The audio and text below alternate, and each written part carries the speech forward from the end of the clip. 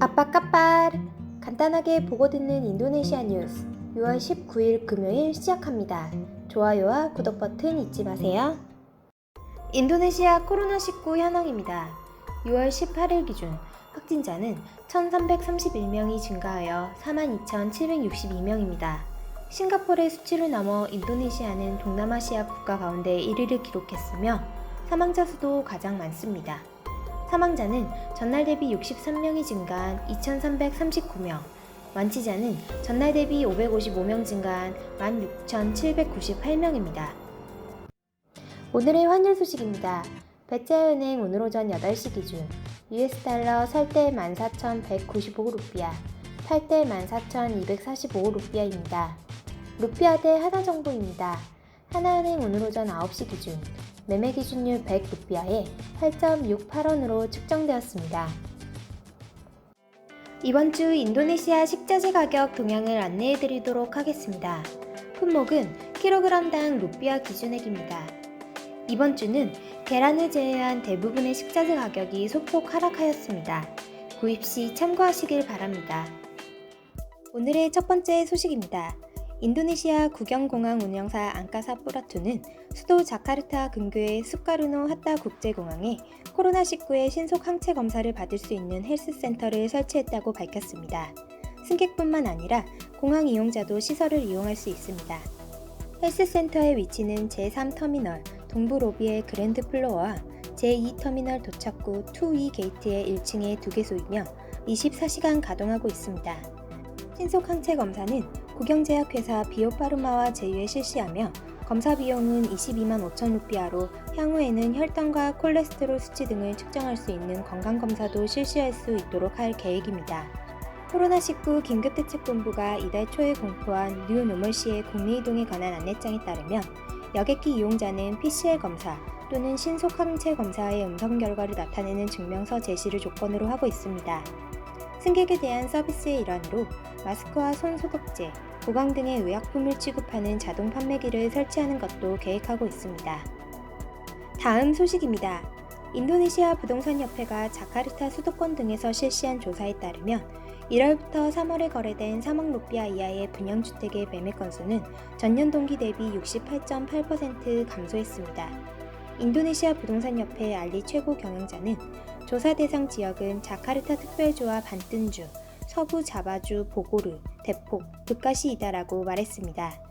투자 목적의 고액 부동산에 비해 저가 부동산 산업은 코로나19 영향이 크게 미친 것으로 보이며 10억 루피아 이상의 주택 거래 건수는 전년 동기 대비 36.4% 감소로 전분기 대비 46% 감소했습니다. 알리 CEO는 수요는 감소하고 있지만 향후 회복 가능성이 높다고 말했으며 지역별로는 인프라 개발이 활발한 자카르타 동부의 주택 수요가 향후 성장 가능성이 높을 것으로 보고 있습니다. 다음 소식입니다. 인도네시아 투자조정청은 여러 해외 기업이 중국에서 인도네시아로 공장 이전을 검토하고 있다고 밝혔습니다. 투자조정청의 바할릴 청장은 한국 기업이 인도네시아에 전지 공장을 설치하는 것을 검토 중이다. 회사명은 아직 밝힐 수 없지만 추정 투자액은 16억 달러에 달한다고 언급했습니다. 이어 이외에도 여러 미국 기업과 일본 기업이 가구와 전기 제품 등을 현지에서 생산하는 방안을 검토 중이다라며 모두 중부 자바주 바땅 공단 또는 브레베스 공단에 공장을 설치하는 것을 관심 있어 한다라고 덧붙였습니다. 한편 정부는 코로나19로 신규 투자 유치가 어려운 상황임을 판단해 현재 여러 가지 이유로 투자가 지연되고 있는 기존 투자 계획부터 빠르게 실행해 나갈 방침입니다. 현재 정체되어 있는 투자 계획의 규모는 총 708조 루피아에 달하며 바할릴 청장은 관계부처와 지방정부에서 인허가가 늦어지는 점, 토지 취득에 난항을 겪고 있는 점이 가장 큰 원인이다라고 설명했습니다. 다음 소식입니다. 인도네시아 무역장관은 마스크와 마스크 원자재, 방호복의 수출 금지를 해제한다고 밝혔습니다. 무역부는 코로나19 확산으로 국내 수요량을 확보하기 위해 6월 말까지 수출을 금지했습니다. 하지만 최근 국내 수요량은 충분히 확보한 것으로 평가, 수출 촉진을 통한 경제 활성화가 목적인 것으로 보입니다. 마스크와 원자재 소재, 마스크 N95, 방호복, 외과용 가운 등은 무역부의 허가가 있어야만 수출이 가능합니다. 수출 허가 신청은 통관 신청 신고 절차를 전자화한 인도네시아 싱글 윈도우를 통해 할 수 있습니다. 수출 허가를 받기 위해선 향후 6개월간의 수출 계획, 국내 수요 공급분 확보 여부 등을 나타내는 서류를 제출해야 합니다. 다음 소식입니다. 인도네시아 중에서도 특히 개발이 더딘 동부 파푸아에서 코로나19와 사투 중인 의료 종사자들이 어려움을 겪고 있습니다. 인력과 자재의 부족뿐 아니라 인도네시아로부터 독립을 내거는 무장 조직에 의한 습격 사건도 발생했습니다. 정세가 불안한 속에서 현지 의사들은 안전 확보를 호소하고 있습니다.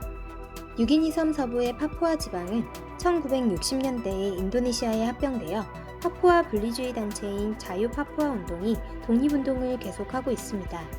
파푸아 지방의 인구 약 435만 명 중 의사는 1,163명이며 코로나19 확진자가 1,400명을 넘는 가운데 방호복 등의 자재도 부족하여 의료 종사자 중 적어도 52명의 감염이 확인되었습니다. 지난 5월 22일에는 파푸아주 인탄 자야군에서 의약품을 나르던 보건당국자 등 2명이 습격을 당해 1명이 숨지고 1명이 중상을 입었습니다. 무장조직 중 하나인 서파푸아 해방군의 대변인은 습격을 인정하면서 두 사람은 치안당국의 간첩이라고 주장하기도 했습니다. 현지 의사회 도널드 회장은 인터뷰에서 의료 종사자의 역할은 매우 중요하다. 안전 확보를 부탁하고 싶다고 전했습니다. 6월 19일 인도네시아 소식 여기서 마치겠습니다. 유익한 정보 되셨으면 좋아요와 구독 버튼 부탁드립니다. 테리마 카시.